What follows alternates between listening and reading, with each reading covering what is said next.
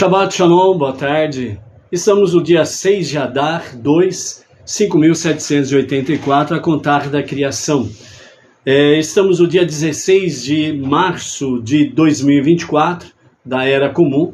Estamos em A Tarde com a Torá, trazendo a Parashá da semana. Essa semana, a nossa Parashá é Pekudei, é a última porção do livro de Êxodo, Shemot.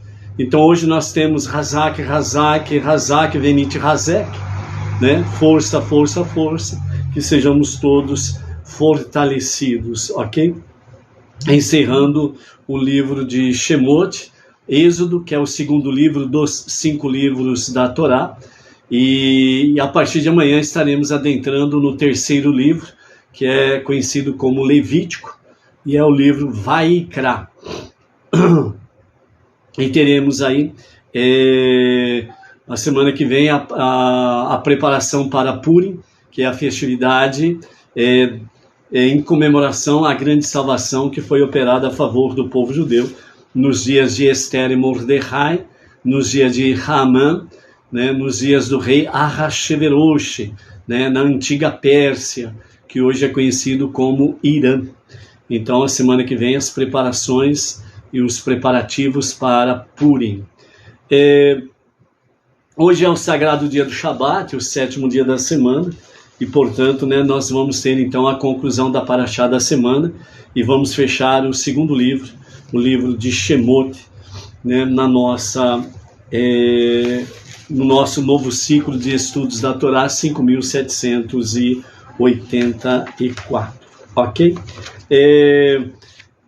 Para recordar, né, Purim é a festividade exatamente para comemorar a salvação, né, do decreto de Haman, que fez o rei Ahasverosh assinar, né, o rei Assuero, para que no único dia, né, Haman e os seus soldados pudessem destruir, matar e aniquilar todos os judeus, jovens, velhos, crianças, mulheres, em um único dia. E de forma milagrosa as coisas se inverteram, como tem acontecido nos últimos 3.300 anos na história do povo judeu, ok? Então por isso que se fala, se canta e se dança, celebra, rejubila-se, dizendo Am Israel Chai, o povo de Israel vive, ou seja, o povo judeu está muito bem vivo aí. E dentro desse aspecto aí, o povo está bem vivo, tanto é que, essencialmente, o povo judeu, que é, de fato, através dele que vem os grandes empreendimentos para as nações, os grandes desenvolvimentos nas ciências, na medicina, na tecnologia, na cultura, na literatura, né, e por aí afora vai. Tanto é que os judeus, né, detêm em torno de 90% a 95%, ou até vezes um pouquinho mais, dos prêmios Nobel, né, que é dado às pessoas que, de alguma forma ímpar, se destacaram dentro das realidades aí das nações, ok? Então, a nossa Parashá Pekudei, ela traz para nós a questão do santuário, do mexicão, tabernáculo no deserto, e é o que nós vamos ver nesse encerramento aqui da nossa Parashá da semana, ok? Vamos mandar aí um Shabbat Shalom para alguns dos nossos amados que sempre estão em conexão conosco aí, entre eles, né, a Eusilete Souza, o José Manso Barbosa, da cidade de Moju, no estado do Pará, a Wanda Santos, a Marlene Gonzaga Novaes, São Paulo, capital, Daniel Benenua, Itajaí, Santa Catarina, a Amanda Leite, a jovem Isabelle Pereira Ferreira, de Baependi, em Minas Gerais, que é filha do casal Dineia e Adriano, ali em Baependi, nossos amados ali de Baependi. Ali tem o emissário Abraão, né, que está ali em Baependi, Minas Gerais. A Sara Machado de Lima, de São Sebastião, litoral paulista, Miromir, de Olambra, São Paulo, a Tereza Jacinto, Ribeirão Preto, interior de São Paulo, João Carlos Silva, da cidade de Rio Grande, no Rio Grande do Sul. Temos aí a Letícia Francisca, de Goiânia, né, Goiás, e Alzelita Grangeiro, da cidade de Russas, né, lá no Ceará. E os nossos amados que estão chegando por aí, temos aí, né, a Luciana Rodrigues, de Marília, né, a nossa região aqui, o Jandir Dias, né, que hoje ele está em Paulínia, São Paulo. Então o Jandir Dias está em Paulínia. O Emilton de Araújo Carvalho, de Brasília, Distrito Federal. Mário Sabadini, né, do Rio de Janeiro, né, Mário Sabadini, Baruch Hashem aí, né? Então são alguns amados aí que estão, que está aparecendo para mim aqui os nomes, né? Se tiver mais alguém aí, né, manda um shalom para nós aí, que dá para aparecer os nomes por aqui, ok? Então, amados, nós temos aqui diante de nós, né, na leitura, né, no capítulo 40, do verso 16 até o verso 38, para encerrar o livro de Êxodo, Shemot, nós temos aí sobre aquela questão que Moshe ergue o tabernáculo. Então todos os móveis, utensílios, todos os suportes, né, do tabernáculo são colocados diante de Moshe como um croquis ou como uma planta, né, um projeto no papel. Então está ali ao vivo e a cores todo o tabernáculo. E então Moshe, ele conversa com Deus e fala como podemos erguer isso daqui, né, o tabernáculo. Então Deus fala para Moshe, né, coloque as tuas mãos, né, para o trabalho do tabernáculo, e o tabernáculo por si só se levantará, se erguerá. E foi exatamente o que Moshe fez. Ele colocou a mão nas vigas e imediatamente o milagre aconteceu da parte de Hashem e o tabernáculo ergueu-se no deserto, ok? Já aqui, já tinha acontecido 7 dias de consagração de Aharon ao exercício de Kohen Gadol e os seus filhos para Kohanim, sacerdotes. Então, aí quando Moshe faz isto, então o verso 34 diz, né? A nuvem cobriu a tenda da reunião e a glória de Deus encheu o tabernáculo. Moshe não podia vir para o interior da tenda da reunião, uma vez que a nuvem repousava sobre ela e a glória de Deus enchia o tabernáculo, né? Então, quando a nuvem se erguia do tabernáculo, os israelitas partiam em todas as suas jornadas, mas se a nuvem não se erguia, eles não partiam até o dia em que se erguesse. A nuvem de Deus então permanecia sobre o tabernáculo de dia e o fogo ficava pela noite. Isso era visível para toda a casa de Israel em todos os seus acampamentos. Ou seja, as 12 tribos estavam acampadas ao redor do tabernáculo no deserto, né? E mais de 3 milhões de judeus, mais a mistura de povos que também saiu com o povo judeu, podiam ver de qualquer lugar do acampamento, por mais distante que podia estar do centro do acampamento, né? O povo via durante o dia as nuvens da glória de Hashem, né, sobre o tabernáculo, e à noite viam de fato o fogo que estava sobre o tabernáculo. Então, de dia e de noite, né, a glória de Hashem não deixava o santuário, não deixava o tabernáculo. E quando era momento de seguir viagem, então a nuvem ela se erguia e começava a indicar a direção que era para seguir, né? E nesse sentido dava tempo realmente de haver, desmontar o tabernáculo, as tendas, e o povo seguir em direção a que a nuvem estava indicando. E assim era, né, o ir e o ficar, o acampar e o seguir em frente durante o período dos 40 anos no deserto, ok? Então, nesse sentido, que nos fala aqui. Dentro desse aspecto aqui, no capítulo 40, no verso 25 a 27, nós temos aí onde realmente a nossa paraxá, ela fala, né? Ele então acendeu as lâmpadas, né?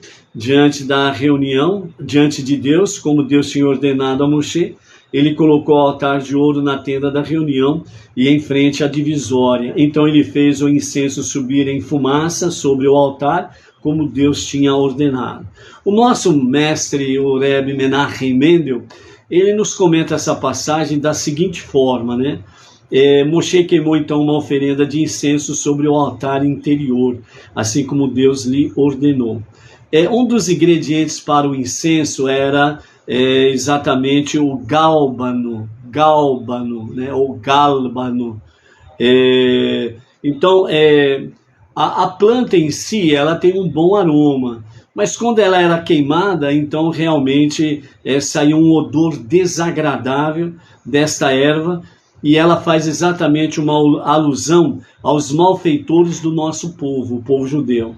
O fato de o gálbano ser um componente essencial do incenso ensina-nos que todos os judeus são parte essencial da nação judaica, mesmo se o comportamento de alguns for, às vezes, inapropriado, né? Então, o que nós temos aqui nesse princípio da reflexão do nosso Rebbe Menachem Mendel? Então, o gálbano, ele era uma erva que fazia parte exatamente do incensário, para poder fazer o sacrifício do incenso, né, junto com outros ingredientes, e aí então subia a fumaça como um incenso agradável, um perfume agradável a Hashem. Dentro desses ingredientes, o gálbano, ele realmente, na queima, ele traz um odor desagradável, enquanto outros trazem um odor agradável.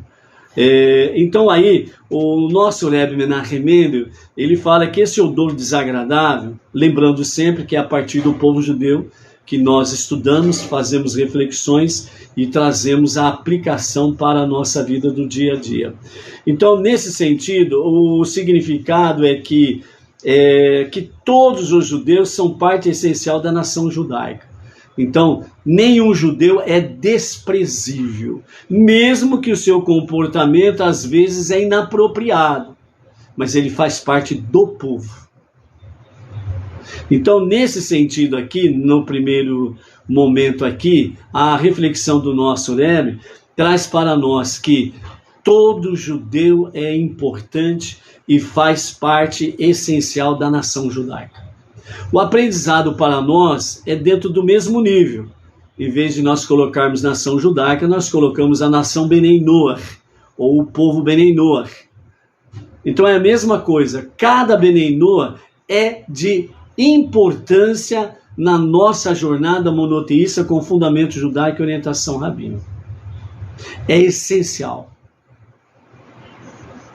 Então, por isso, nós não podemos menosprezar nenhum Benei Noach, a não ser que aquele lá que ele realmente diz assim, ó, eu vou seguir o meu caminho, vocês seguem o de vocês e cada um na sua, ok? Positivo? Positivo. Ele decidiu sair do meio Benei Noach, ele decidiu de deixar a jornada Benei Noach. Aí é um outro detalhe, porque se o próprio Hashem não interfere no livre-arbítrio ou na livre escolha de cada pessoa, seja judeu ou não judeu, ele também não vai interferir nesse sentido. Então, quem somos nós para interferir, né? Damos o conselho e aguardamos a resposta. Essa que é a questão real dos fatos, entendeu? Então, por isso, esse primeiro momento é a importância de nós sabermos e de nós realmente dizermos a cada Benei Noach, você é essencial porque você faz parte do povo Benei Noach. Então valorize-se e realmente venha somar com os Benei Noach a jornada monoteísta com fundamento judaico e orientação rabínica. Por quê? Porque nós temos uma tarefa suprema a cumprir, que é transformar este mundo para ser a moradia de Hashem. É isso que é essencial, primordial. É isso que é importante, para que nós possamos juntos estarmos vivenciando, né, o monoteísmo com fundamento judaico. Na continuidade, o nosso Rebbe diz assim: é por isso que nunca devemos excluir da comunidade nenhum judeu. É por isso que nunca devemos excluir da comunidade Benei Noach nenhum Benei Noach. Ainda que algum aspecto de seu comportamento pareça justificar a medida de exclusão, mas nós não podemos excluir, entendeu? Nós não podemos excluir. De fato, nossos sábios ensinam que qualquer oração pública ou jejum que intencionalmente a pessoa faz para excluir os pecadores, né, do nosso meio, não será efetiva. Ou seja, Hashem não vai ouvir essa prece. Porque o que Hashem quer é que cada pessoa realmente faça techuvá. E às vezes você, excluindo a pessoa, ela realmente acaba caindo num abismo que não tem mais volta. Então, por isso, a orientação rabínica, a orientação da sabedoria judaica, a orientação do nosso Rebbe Menachem Mendel, nós não precisamos excluir ninguém do nosso meio, do nosso convívio. Tem lá o Salmo, que fala que, acho que é o Salmo 1, se eu não me engano, que fala que o pecador não permanecerá na congregação dos justos. Né? Então aí é um detalhe, é a pessoa que se exclui, é a pessoa que realmente fala assim, ó, eu não quero mais seguir aí, eu vou seguir o meu caminho e pronto. Né? Então a livre escolha nesse sentido. Então nós precisamos realmente respeitar a livre escolha da pessoa. Mas sempre fica aquela palavra de que, ó, juntos nós somos mais fortes. E nós precisamos juntos cumprirmos a nossa tarefa suprema, que é transformar este mundo para ser a moradia de Hashem. Ok? Então, por isso, em virtude de suas almas divinas, cada judeu, cada Benei Noach, possui um valor inestimável e, na verdade, está repleto de boas ações. A personalidade especial de cada indivíduo desempenha um papel crucial no destino do povo judeu e no destino dos Benei Noach, né? E nisso afeta diretamente quem? O mundo. Afeta diretamente o mundo. Se o povo judeu e o povo Benei Noach tornarem-se perversos, o mundo vai de mal a pior, ladeira abaixo, abismo abaixo. Mas à medida que o povo judeu está aprimorando o estudo da Torá, aprimorando a obediência às mitzvot, se preparando adequadamente para a revelação do justo e verdadeiro Mashiach, para a redenção final, e os Benei Noach, seguindo ombro a ombro com o povo judeu, estão no mesmo intento, no mesmo objetivo, então nós transformamos o mundo para ser a moradia de Hashem. As trevas vão se dissipando e a luz vai avançando, a presença divina vai avançando. E é essa a nossa maior preocupação e a nossa maior interesse de fazermos a vontade de Hashem para realmente nós cumprirmos e nós estarmos aí no nosso dia a dia, fazendo com que a jornada monoteísta com fundamento judaico e orientação rabínica seja presente nos 4 cantos do nosso planeta. O nosso Rebbe Menachem Mendel ainda traz para nós, no nível mais elevado ainda, dentro de uma dimensão mística, dentro de uma dimensão espiritual profunda e elevada, sobre a questão do mesmo no capítulo 40, no verso 35, que nos fala: Moshe não podia vir para o interior da tenda da reunião, uma vez que a nuvem repousava sobre ela, e a glória de Deus enchia o tabernáculo. Então, nesse aspecto, o nosso Rebbe diz o seguinte: as nuvens ocultam o que está dentro dela e por detrás dela. E por isso, são uma metáfora da incompreensível infinitude de Deus, que se encontra acima da capacidade do entendimento humano. Então, essa nuvem da glória de Hashem, ela representa, dentro dessa metáfora, a forma incompreensível da infinitude de Deus. Então, muitas vezes a pessoa quer achar uma explicação, né, lógica, uma explicação lógica sobre a infinitude de Deus, e acaba se perdendo no meio do caminho. Então, a nuvem de glória de Hashem, ela mostra exatamente essa realidade. pois ela se encontra acima da capacidade do entendimento humano. Então, até onde Hashem nos permite conhecermos, é até onde que nós precisamos ir. O que está a mais, à frente, encoberto, e ainda não é o momento da revelação, sabedores de que somos, de que nos dias da redenção final, com o reinado de Mashiach, nós teremos as compreensões muito mais elevadas e muito mais profundas da Torá e da percepção divina, o conhecimento de Deus.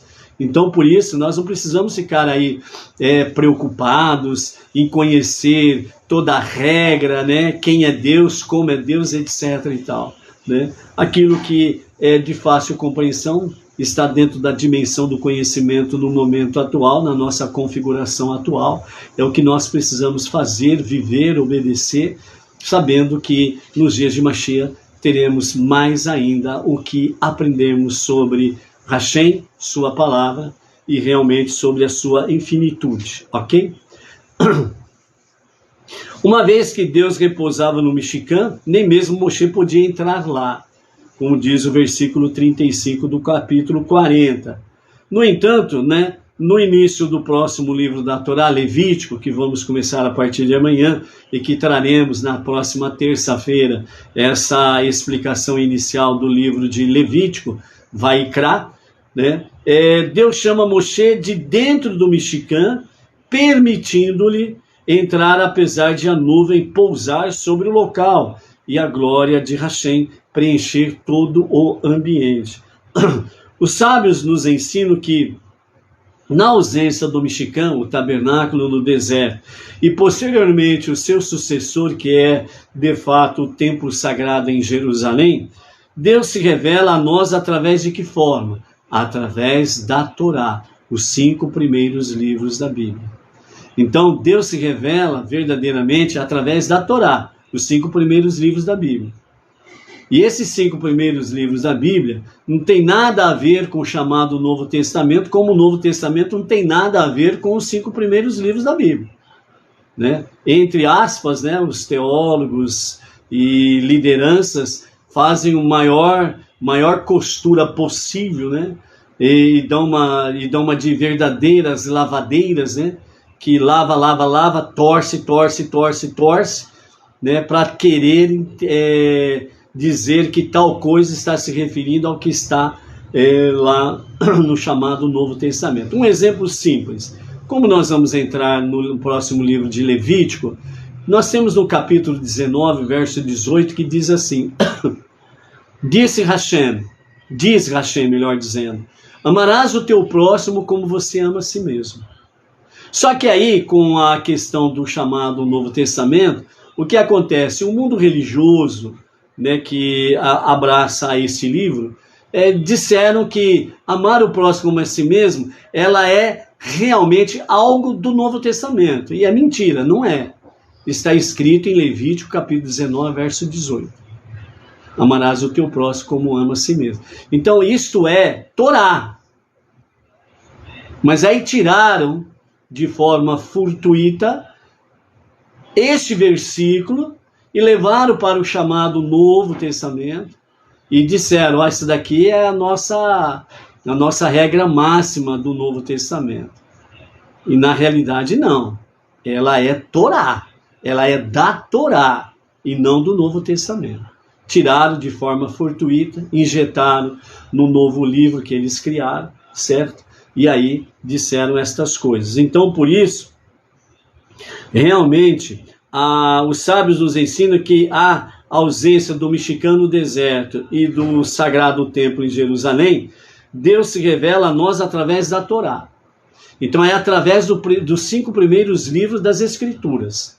Fora isso daí, pode falar o que for, pintar o 7, pintar de ouro, etc. e tal. Deus não se revela através de outros escritos. E por que o nosso Rebbe Menachem Mendel fala que Deus se revela a nós através da Torá? Porque a Torá é a base de tudo.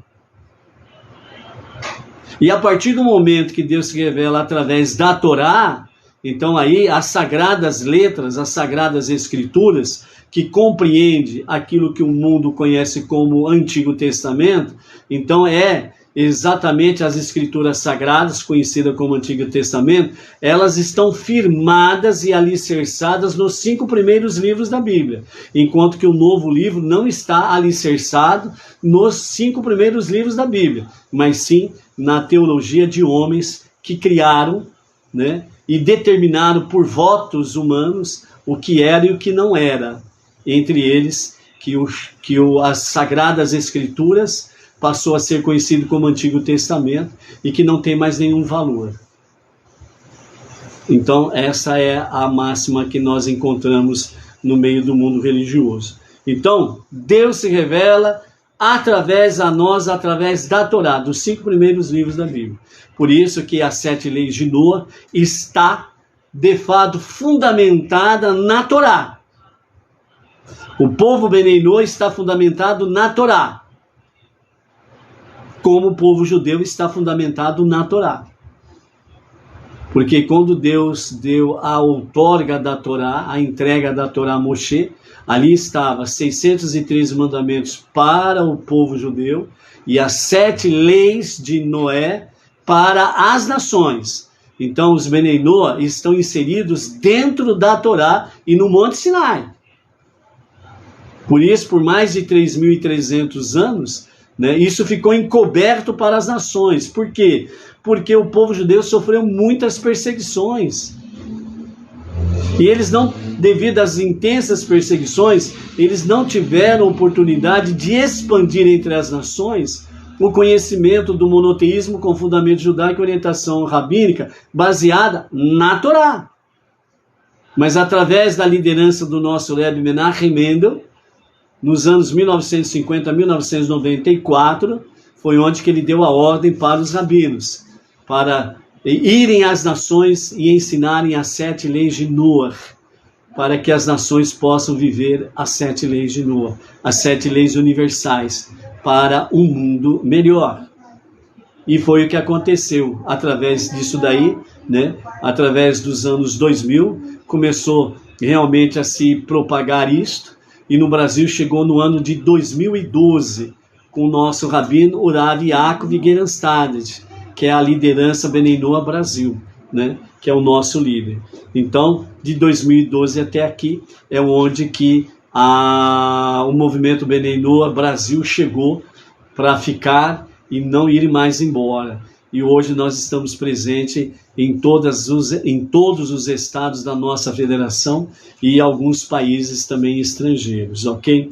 Então, é através da Torá que tudo isso aconteceu, acontece e acontecerá. Todos possuímos um Moshe interior, ou seja, a capacidade de nos devotar a Deus e a sua vontade altruisticamente. Deus nos convoca por meio deste Moshe interior e assim nos possibilita acessar aos mistérios da Torá e nos unir com o Eterno. Ao cumprirmos os mandamentos e ao fazer nossas preces, vamos nos refinando, de modo a captar cada vez com maior clareza a presença divina no nosso estudo da sua Torá. Ou seja, é através da Torá que nós encontramos Deus. É através do estudo da Torá que nós vamos refinando o nosso caráter, a nossa personalidade e o nosso ser. É através do estudo da Torá, sempre somado com as 7 leis de Noa, nunca esqueça isso, é que realmente nós podemos ter uma clareza melhor da presença divina em nossas vidas, em nosso lar, no nosso convívio, aonde você for, aonde você estiver, onde você pode realmente ter uma visão mais clara da presença divina em tudo aquilo que você faz, que você vê e onde você estiver. É somente através do estudo da Torá e das 7 leis de Noa. Então, por isso, amados, nós estamos aí cada vez mais envolvidos com o estudo da Torá, para que nós não percamos de vista realmente a revelação do justo Mashiach, que há de acontecer a qualquer momento, e a qualquer momento agora mesmo, amém, vem amém. Então, a revelação do justo Mashiach é para qualquer momento agora. E precisa ser assim agora. Não amanhã, mas agora. A revelação do justo Mashiach, para qualquer momento, agora mesmo, amém, vem amém. Daqui 2 horas, você vai falar a mesma coisa. Amanhã, você vai falar a mesma coisa. Por quê? Porque Mashiach está, de fato, para se manifestar, se revelar a qualquer momento mesmo agora.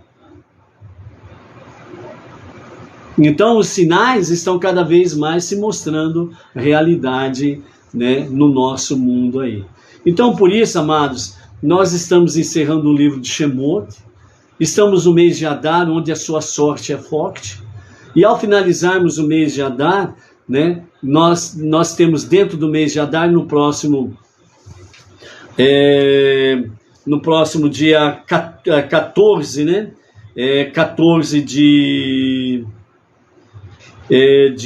Adar, né, no dia 14 de Adar, que começa no sábado, ao pôr do sol, do dia 23 de março, e vai até domingo, dia 24, ao pôr do sol.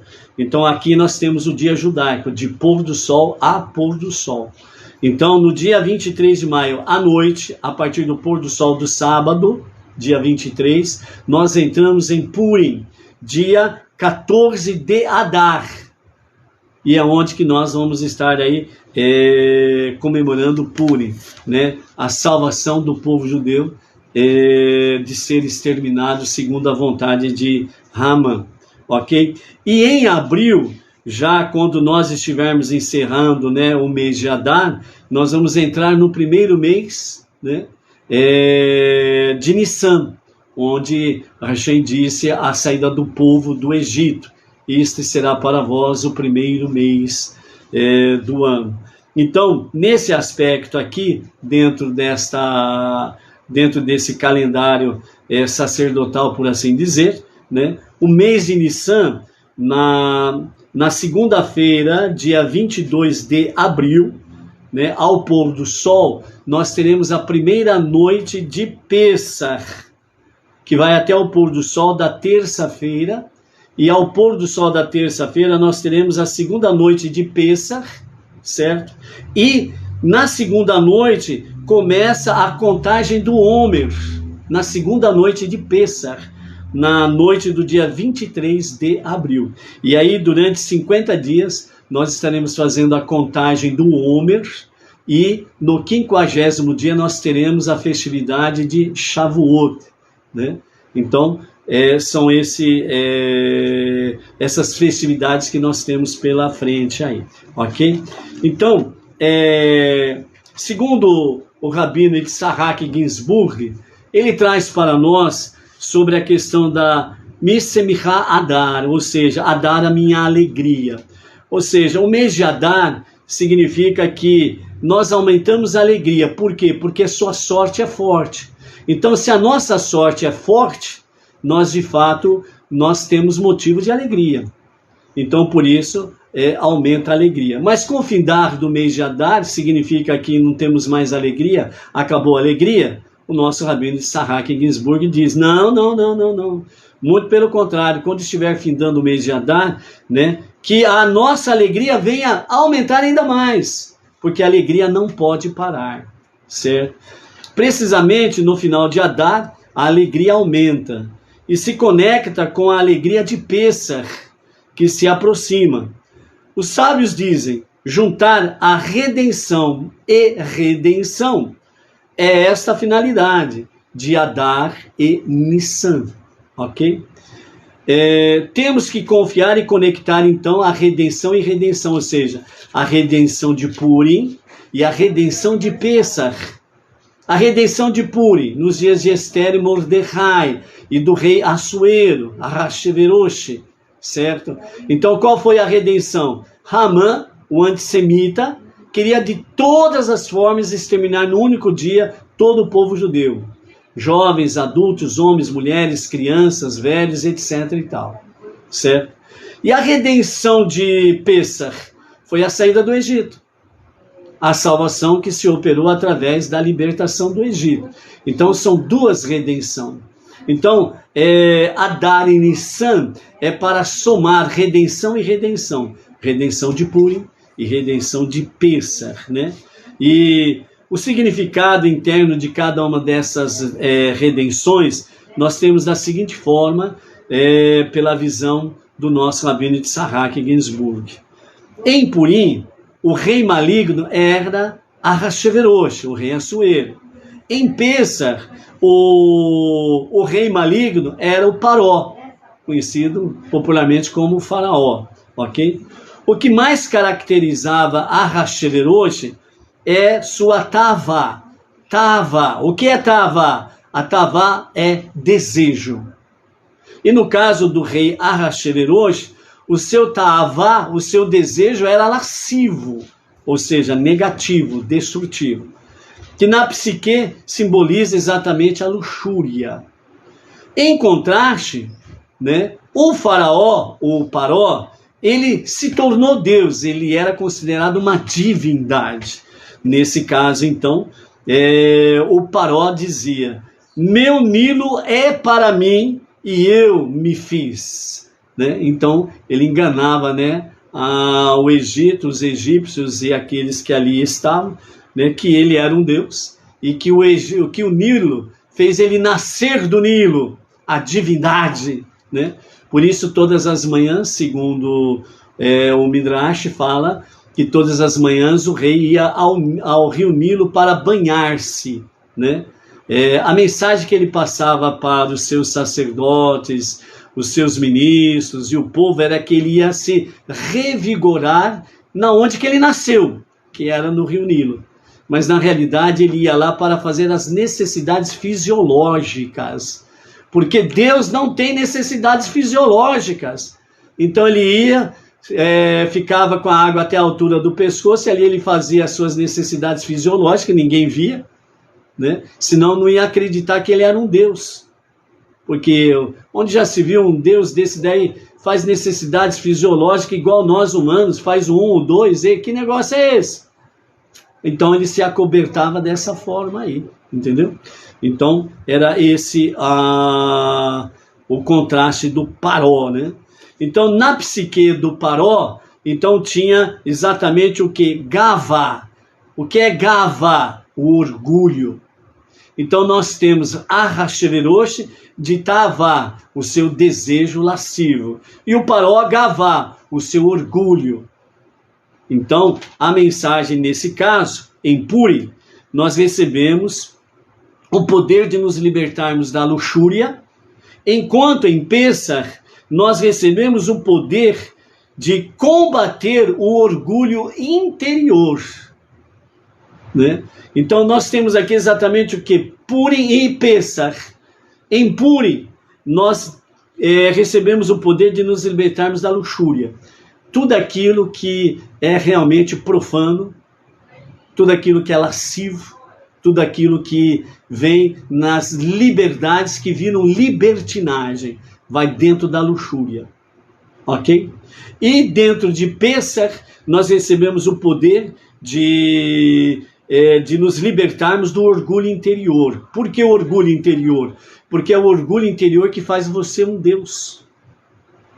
A Tavá de Ahasverosh, porque veja bem, ele ficou 6 meses fazendo uma festividade, mostrando para as nações o seu poderio. Então, por isso, né, está conectado a riqueza, né, ela está bem conectada com a luxúria. Por quê? Porque as pessoas se deixam se perder pela riqueza. É só ficar um pouco bem financeiramente, o ser humano ele só começa a fazer caca. Gastar, como diz um dos textos bíblicos, né? Gastar naquilo que não é pão, ou seja, gastar naquilo que não está conectado com a Torá, porque a Torá ela é comparada ao pão. Então, por que gasta naquilo que não é pão? Porque você gasta à toa naquilo que não é Torá, onde há coisas nobres de estudo da Torá, onde há comunidades Bnei Noah de Torá, onde há sinagogas Bnei Noah de Torá. Porque gasta o teu pão, aliás, o teu dinheiro de forma vã, naquilo que não é pão, naquilo que não é Torá. Entendeu? É essa a mensagem. Então, Purim, traz para nós o Tavá, a libertação do desejo lascivo, né? E com a questão de Pêssar, que está conectado com o Paró, vem então o Gavá, o orgulho. Por quê? Porque tudo aquilo que nós fazemos segundo a nossa vontade e não a vontade divina, nós temos um orgulho interior que me faz maior do que Deus. Porque eu faço a minha vontade, não a vontade de Deus. E a minha vontade é maior do que a vontade de Deus. Então eu entro no pecado do orgulho, de me comparar a Deus ou ser maior do que Deus. Está entendendo a mensagem? Essa é a realidade. Então, o nosso Rabino Yitzhak Ginsburg diz: a alegria é o mundo da liberdade. Só pode ser feliz quem é livre. Quem não é livre não é feliz. Seja ele em Tavá, desejos lascivos, seja ele em Gavá, orgulho, ele é escravo. Ele não é feliz. E por isso o nosso Rabino diz: a alegria é o mundo da liberdade. Por isso que nós não podemos, de forma alguma, perdermos a nossa liberdade. Se perdermos a nossa liberdade, nós não temos motivo de alegria. Nós não temos motivo de nos alegrarmos, porque somos escravos. E o escravo, ele não é feliz. Entendeu? O poder que liberta da luxúria e do orgulho é a alegria. Todos podem ver por si mesmos que, quando estão felizes, ficamos menos escravizados às luxúrias e às más qualidades. Quando combinamos as alegrias, ou seja, Simchat Purim, ou Simchat Purim, e Simchat Pesach, alegria de Purim, a alegria de Pesach, também conectamos a essas duas redenções da nossa alma, que é exatamente sermos livres da luxúria dos desejos lascivos e do orgulho de querermos ser deuses. Por isso, realmente, a alegria de Purim e a alegria de Pesach são duas redenções que precisam estar unidas. Por isso que elas estão próximas uma da outra. Vamos nos aprofundar um pouco mais, segundo o Rabino Yitzhak Ginsburg. A raiz de toda luxúria, ela está exatamente em Tavá. O que é Tavá? Desejo. Mas aqui, o nosso Rabino está nos levando para Tavá Kedosha, ou Kedoshá, melhor dizendo. Que significa Tavá Kedoshá? É o desejo sagrado. Qual é o desejo sagrado? De que Deus seja expresso aqui neste mundo, em nossa realidade, no nosso dia a dia. Esta Tavá Kedoshá, Deus ele colocou em cada ser humano. O desejo profundo, sagrado, de anunciar a divindade, de anunciar Hashem, como único Deus, único Criador, único Redentor e único Salvador. Então isso está no ser humano. Deus colocou isso no ser humano, ok? Então, esse desejo sagrado, Tavá Kedoshá, é exatamente para o nosso desejo de expressar a presença divina na nossa realidade. Deus desejava ter uma morada nos mundos inferiores. O nosso mundo é o mundo inferior. Nós temos mais de 2 trilhões de galáxias. Você sabe o que é isso? 2 trilhões de galáxias? Pesquise depois no Google e procura saber qual que é a dimensão disto. É algo absolutamente, aos nossos olhos humanos, infinito. Aos olhos de Deus, finito. Porque só Ele, Hashem, é En Sof, aquele que é sem limites, no pé da letra. Somente Hashem é sem limites. Abrindo um parênteses, não é por à toa que Hashem, através do Rav Yaakov, né, deu-nos a graça de estarmos com a sinagoga Benenoa regional Bauru. Bauru é conhecido como a cidade sem limites. e através da Sinagoga Benei Noach Regional Bauru, e através do programa À Tarde com a Torá, o nosso shiur, nós temos ido além das fronteiras de Bauru, além das fronteiras do estado de São Paulo, além das fronteiras do Brasil, temos alcançado já em torno de mais de 30 países, né? Realmente fazendo jus ao nome da cidade de Bauru, a cidade sem limites, e que realmente, dessa forma, né, a Sinagoga Benei Noach Regional Bauru vem a divulgar cada vez mais o monoteísmo através do Benei Noach, e que realmente vem a crescer e muito para a glória do nosso Hashem, ok? Então, Deus deseja ter uma morada nos mundos inferiores, e esse mundo inferior aqui é o inferior mesmo, em todos os sentidos. Dentro da nossa galáxia, por exemplo, nós somos menos, e bota menos milhares de vezes, como um grão de areia dentro da nossa galáxia. Agora imagine diante de 2 trilhões de galáxias.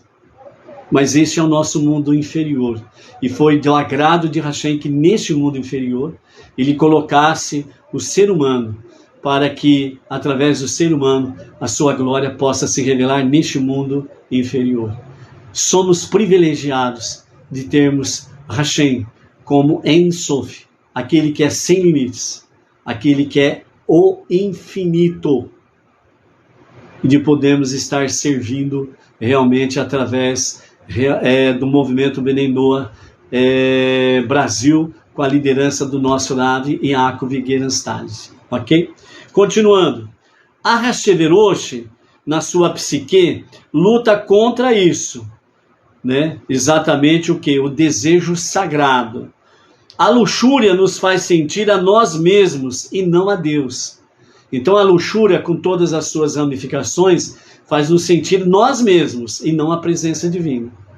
Então isso nos tira da presença divina e nos conecta mais e mais ainda com nossa alma animal, com os nossos desejos lascivos, e aí realmente a vida vai de mal a pior, sem sombra de dúvidas. Agora, por outro lado, o nosso rabino diz, o Gavá Kedoshá, o orgulho sagrado, é orgulho de Deus. Então, o Tavá Kedoshá, o desejo sagrado, é o orgulho de Deus. No bom sentido, obviamente. É um orgulho de Deus, o desejo sagrado. Por outro lado, né, o faraó, ele combate isso incutindo orgulho em nós mesmos. Mas não se desespere. A Hassidut lhe mostra o valor verdadeiro, ainda mais profundo. O nosso ta'avá, o nosso desejo mais íntimo, é introduzir Deus em nosso mundo.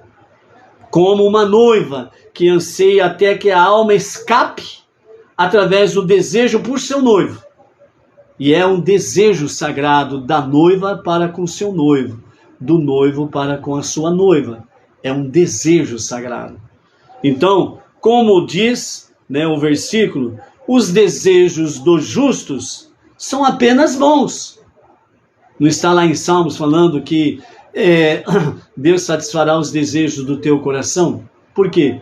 Porque aqueles que se aproximam de Hashem, aqueles que se aproximam de Deus, eles têm nos seus corações boas intenções. E por isso, as boas intenções, Deus satisfará o desejo do seu coração.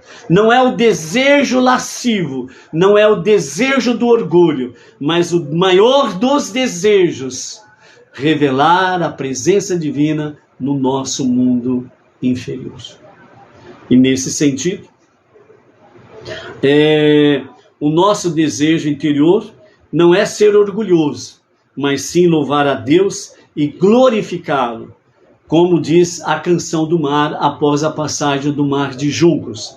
Cantem para Hashem, pois ele é orgulhoso sobre os orgulhosos. Está falando aqui dentro do ponto positivo do orgulho, não o orgulho destrutivo, o orgulho positivo. construtivo.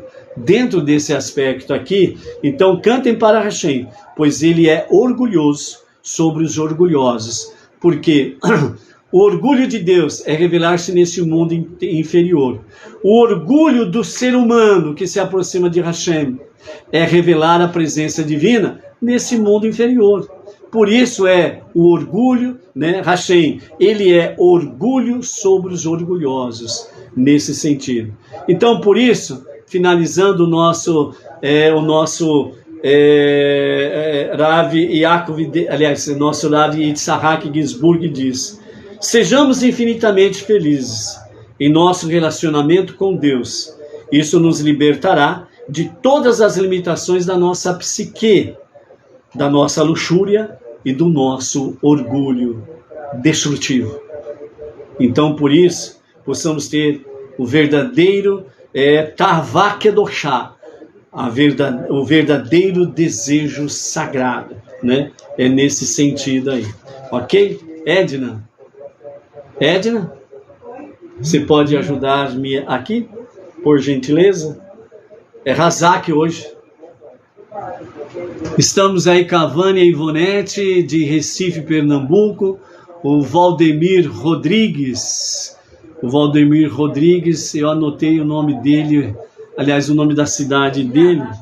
E eu esqueci onde que eu anotei lá, o Valdemir Rodrigues. Cadê o Valdemir Rodrigues? Onde que eu coloquei?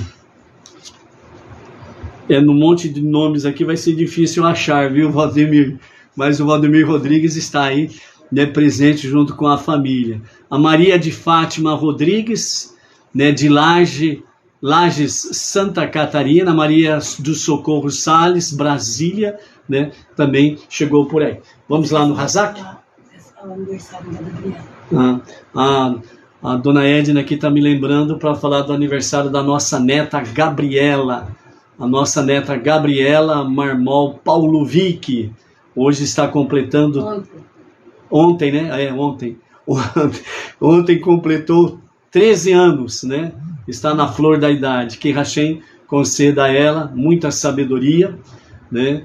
E proteção, saúde, sucesso, vida longa para servir a Hashem e a causa do nobre do nosso Deus. Então, Gabriela Marmol Paulovic, Mazal Tov, muitas felicidades com as bênçãos de Hashem, Baruch Hashem. Ok? Pronto, aí Edna, Razak, Venite, Razek, certo? Bem forte, hein? Que todo mundo quer aí. Amém. Amém. Baruch Hashem. O Valdemir Rodrigues está dizendo: o Salmo número 1 nos coloca em destaque. Baruch Hashem. É isso daí mesmo. Então vamos lá. Então, encerrando o livro de Shemot, nós vamos fazer então o Razak aqui. A gente fala em hebraico e a Edna repete junto com vocês no português, né? Seja forte, seja forte, seja forte, e que nos fortifiquemos. Tudo bem, dona Edna? Pronto? Então vamos lá. Razak, Razak, Razak, Venite Razek. Seja forte, seja forte, seja forte, e que nos fortifiquemos. Razak, Razak, Razak, Venite Razek. Seja forte. Seja forte, seja forte, seja forte, e que nos fortifiquemos. Razak, Razak, Razak, Razak, Venite Razek. Seja forte, seja forte, seja forte, que nos fortifiquemos. Baruch Hashem. E assim, então, amados, nós encerramos aí, né, o nosso livro de Shemot, e a Edna ficou engasgada. Baruch Hashem. Pela graça e a misericórdia de Hashem, a nossa Havidalá de hoje acontecerá às 18 horas e 54 minutos. E diretamente da Sinagoga Beneinor Regional Bauru, nós estaremos aí transmitindo, né, o momento da Havidalá, ok? Então, desde já, Shavuot, uma semana abençoada com Hashem. Seja próximo, abençoado com saúde, proteção e tudo aquilo que você colocar às suas mãos, que seja para o sucesso e a sua prosperidade. Shalom, shalom!